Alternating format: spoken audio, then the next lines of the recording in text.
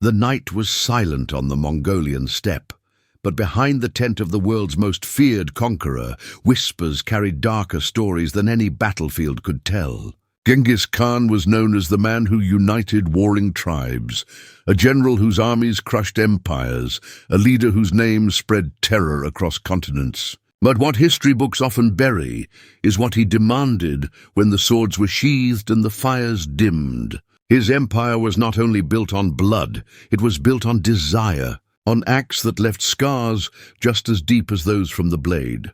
Witnesses wrote of women dragged from their homes, of trembling captives brought before him as trophies of conquest. Scholars today believe his hunger for power extended into the most private chambers of his life. Some accounts even suggest his shadow stretches across the genetic code of millions alive today.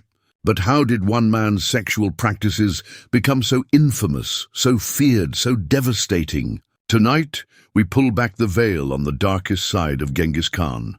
Not the warrior, not the ruler, but the man whose desires reshaped lives and even bloodlines. Prepare yourself, because this is not the tale of honor and glory told in textbooks. This is the story of control, submission, and terror behind closed doors.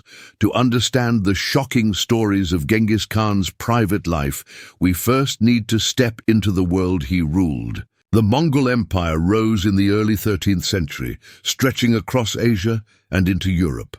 His people came from harsh lands, where survival was brutal, where clans fought endlessly for water, grazing lands, and dominance. Genghis Khan, born as Temujin, clawed his way from a hunted child to supreme ruler. And along the way, he forged an identity that mixed loyalty, cruelty, and insatiable ambition.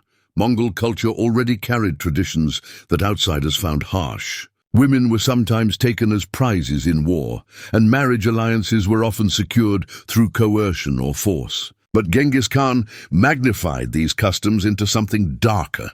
Victory in battle didn't just mean new lands, it meant new women. And he took what he wanted with little concern for the aftermath.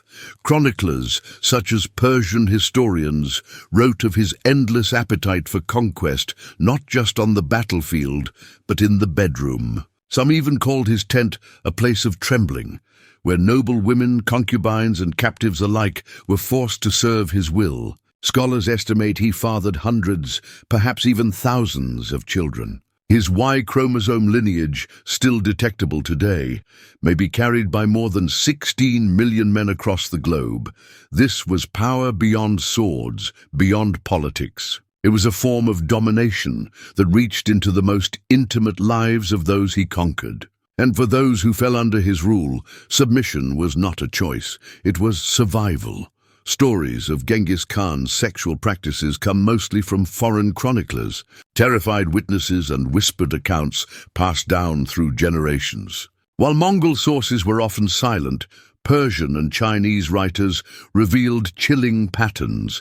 When a city resisted, its rulers were executed, its men slaughtered, and its women seized. Among them, the most beautiful were reserved for the Khan himself. Some chronicles describe lines of captives being presented before him after battles, each woman trembling as his men judged who would be sent to his tent. Marriage was no barrier.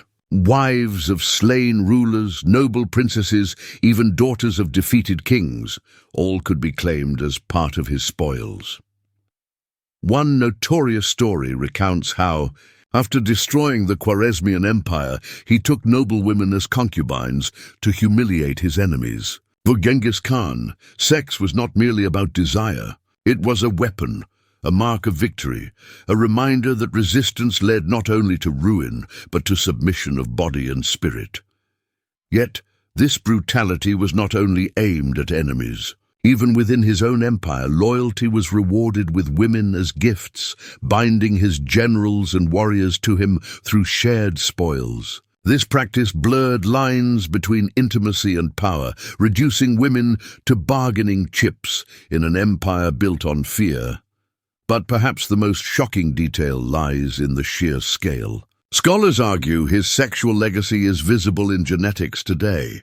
The spread of his descendants across continents suggests that his practices were systematic, relentless, and tied deeply to his vision of domination. It was empire building by blood, not just by sword. And those who lived under him understood that no fortress could protect them, not their walls, not their rank, not even their families. For those who lived through Genghis Khan's conquests, the battlefield was not the end of suffering. Imagine the terror of mothers watching their daughters torn away, of wives dragged from the arms of slain husbands, of young girls forced into a future they never chose. These were not just political acts. They were deeply personal devastations, tearing apart the fabric of families and leaving wounds that generations could not heal. Some chronicles describe women who resisted, who tried to fight back only to face brutal punishments. Others wrote of nobles forced to bow, watching their royal daughters presented to the very man who had destroyed their kingdoms. To them, it was the deepest humiliation, a reminder that no honor, no lineage, no faith could protect against his power. This dark legacy also speaks to the silence of history. For every chronicler who dared to write, countless voices of women were erased, their names forgotten, their pain hidden beneath the glory of empire. What survives today is only fragments of their suffering, shadows of their fear. When we look at Genghis Khan's empire, it's easy to see only the vast borders he conquered, the trade routes he opened, the legends of his military genius. But behind those victories were countless stories of broken lives. His empire was built not only on rivers of blood, but on stolen intimacy, on forced submission, on wounds that no battlefield could show. History often celebrates conquerors, but it rarely tells the full cost of their victories. Genghis Khan is remembered as a military genius, a unifier of tribes, a man whose empire changed the world. Yet in the shadows of his legacy lies another truth, the suffering of women who became spoils of war, whose lives were reshaped by one man's desires. His story forces us to confront uncomfortable questions about power, control, and the human cost of empire. Behind the triumphs of history are always those who paid the price, those whose voices were silenced. And perhaps the greatest lesson is this: unchecked power, whether on the battlefield or in the bedroom, leaves behind scars deeper than any monument can hide. As we look back on Genghis Khan, we must remember both sides of his legacy, the greatness and the darkness, the victories and the victims. Only then can we see history not as glory, but as warning. Thank you for watching this exploration into history's darkest corners. If this story moved you, don't forget to like, comment, and subscribe for more untold truths of the past. Together, we uncover the shadows that history tried to bury.